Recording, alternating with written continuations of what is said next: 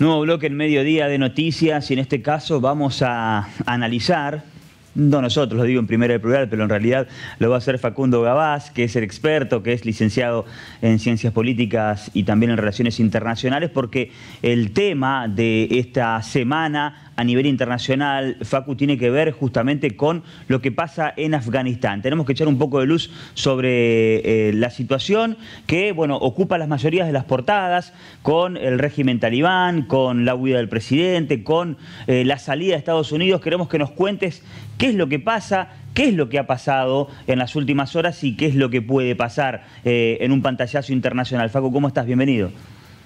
Hola Washington, muy buenos días, gracias por la invitación y un saludo a vos, a tu equipo y a toda la audiencia. Tal como estabas indicando, efectivamente la noticia internacional por exclusión en estas últimas horas ha sido la noticia de la caída de Kabul, la capital de Afganistán, en manos del grupo talibán, que es el grupo que ganó notoriedad a nivel internacional luego de lo que fue el atentado al 11 de septiembre en Estados Unidos.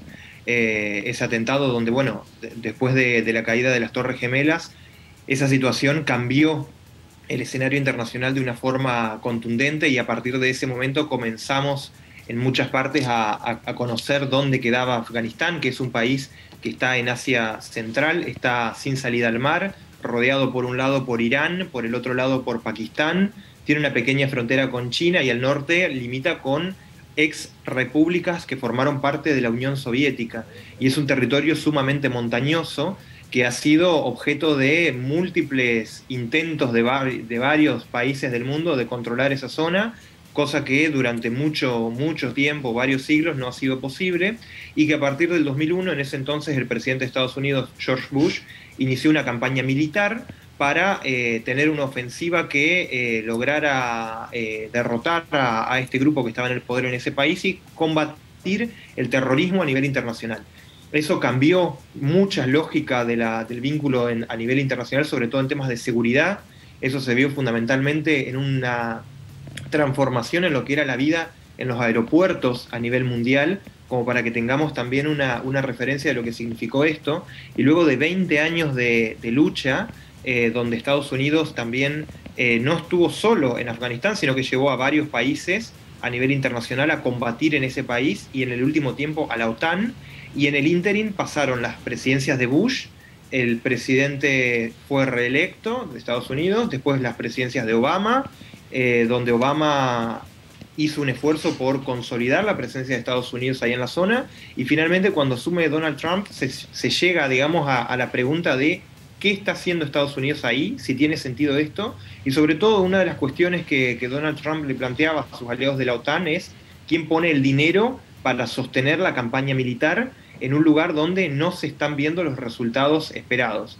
Se trató de consolidar un gobierno afgano de transición, pero que claramente a las vistas está de que no solo no se pudo consolidar en el terreno, solamente controlaba la capital y sus alrededores, sino que además nunca se pudo consolidar el ejército afgano para enfrentar a estas milicias. Tengamos presente que aparte de la situación montañosa de ese país, no es un país homogéneo, está formado por diversos grupos étnicos, por grupos tribales, donde lo que tienen en común es la fe islámica. Eso es como lo que cohesiona a todo ese territorio, y por eso los talibán tienen una presencia muy fuerte de milicias que están asociadas al Islam, y de hecho una de las primeras cuestiones que los voceros talibán han dicho de que se iba a reinstaurar la ley islámica en Afganistán, lo que se conoce como la Sharia, y eso obviamente genera mucha alarma, mucha preocupación en la población civil, que Claro. es la que durante estos 20 años ha recibido bombardeos, traslados de población, migraciones, y es la que fundamentalmente padece esto, pero recordemos, fueron 20 años de conflicto armado que bueno, finalmente vuelve, digamos, un poco al punto de partida en el que estaba antes del 2001. Sí, te quería preguntar, Facundo, respecto de eso,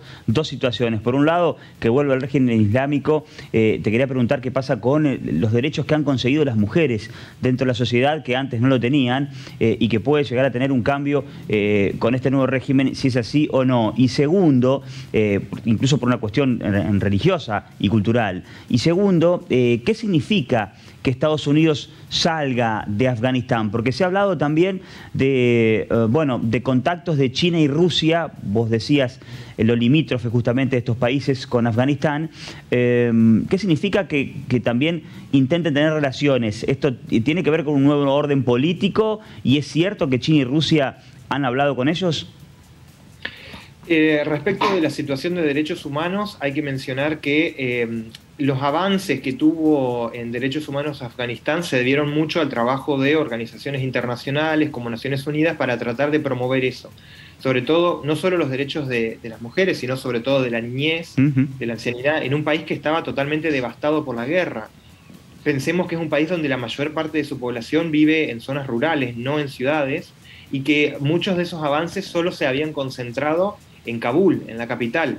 Entonces, también hay que matizar un poco respecto de cuántos avances había tenido realmente la población civil, que habían sido, obviamente, algunos destacables, pero que estaban muy lejos de alcanzar un piso mínimo de estándares internacionales. Bien. Y respecto de los otros actores regionales, además de Rusia y China que mencionabas, Washi, yo te agregaría también India, que es la otra potencia regional que tiene también muchos vínculos, porque recordemos que además Afganistán limita con Pakistán, un enemigo histórico de la India, pero que son países que tienen armamento nuclear, es decir, es una zona muy sensible a nivel internacional.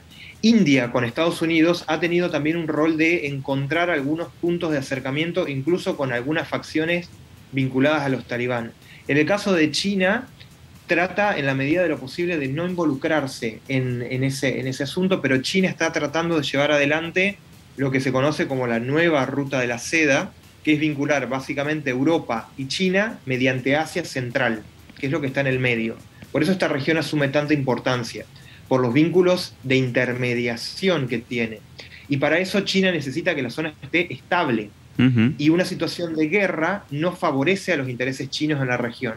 Y respecto de Rusia, después de la caída de la Unión Soviética, ha tratado de volver a tener influencia en la zona, algo que le ha costado mucho, pero que también, al igual que China, necesita que la zona esté segura, porque lo que Rusia combate fundamentalmente es la insurgencia islámica, porque tiene dentro de su propio país grupos islámicos que pueden ser contagiados por una insurgencia que sucede en Afganistán. Y el rol de Estados Unidos es clave por el hecho de que mientras las fuerzas de Estados Unidos estaban, lo que se hacía fundamentalmente era disuadir a los talibán y a otros grupos.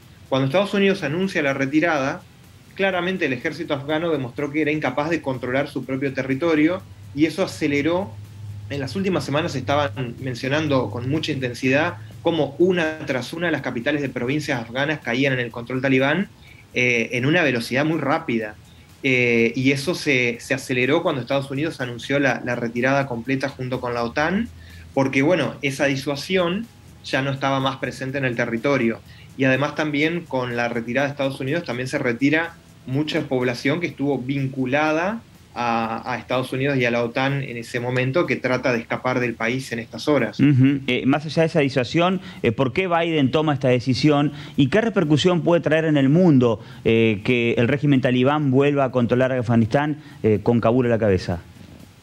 Bueno, hay que entender también de que muchas decisiones estratégicas de Estados Unidos no dependen tanto de sus presidentes, sino de cuestiones que se debaten al interior de los intereses estadounidenses, donde el Congreso y las Fuerzas Armadas de ese país tienen un rol muy claro. Y ya desde la última época de Obama, incluso durante Obama siendo demócrata, Donald Trump siendo republicano y ahora Biden siendo demócrata, mantienen una línea de la política que tenían para ir reduciendo progresivamente la presencia en Afganistán, y ahora Biden es el que anuncia finalmente la última retirada, pero en definitiva era algo que ya venían haciendo, y es una política de Estado de Estados Unidos. La política exterior la toman con muchísima seriedad. Y en ese sentido también los intereses de Estados Unidos ahora se están redirigiendo hacia la zona de Asia-Pacífico, la zona del Mar de China, es decir, hacia otros lugares donde Estados Unidos tiene más interés, porque hay que tener presente que cada una de esas intervenciones tiene un costo económico. Por lo tanto, dice, bueno, ¿dónde vamos a priorizar la inversión de Estados Unidos en las próximas décadas?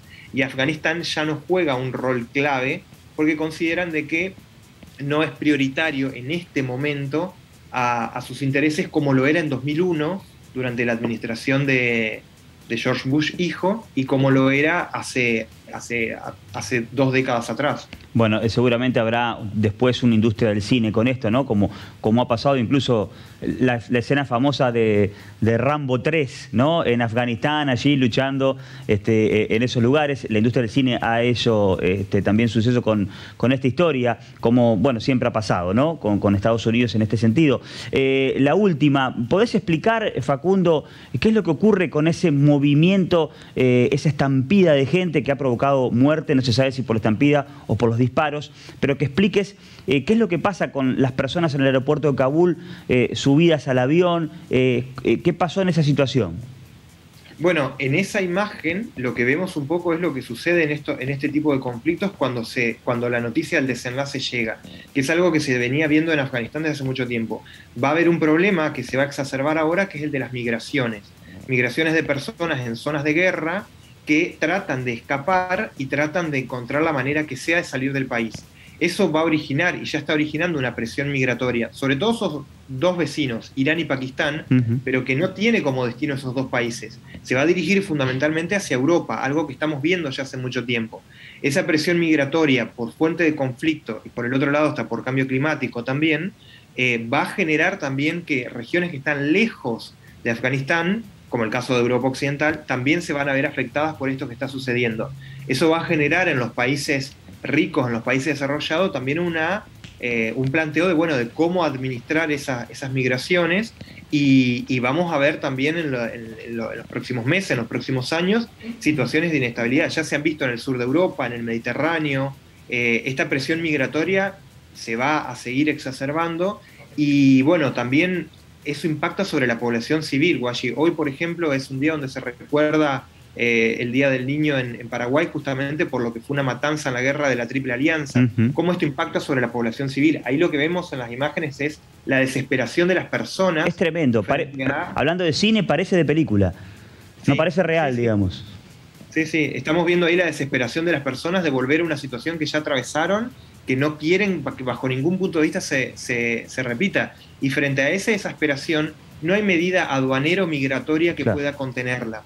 Entonces, los países desarrollados, que son muchas veces a través del cine, de los medios de comunicación, los que muestran un modo de vida muy distinto al que estas personas tienen, van a tener también que responder de alguna manera, a través de alguna organización internacional o a través de alguna mesa de diálogo, para ver cómo van a hacer para administrar esto que va a ir creciendo, que ya está sucediendo en muchas partes, sobre todo del Mediterráneo, pero que seguramente va a recrudecerse, porque esas imágenes muestran esto, ¿no? La desesperación de las personas de salir de una situación que es límite y donde está en juego su propia vida y su propia existencia, en búsqueda de garantizar su derecho a la vida, básicamente. Facundo, ha sido muy claro, como siempre. Un gusto hablar contigo. Fuerte abrazo.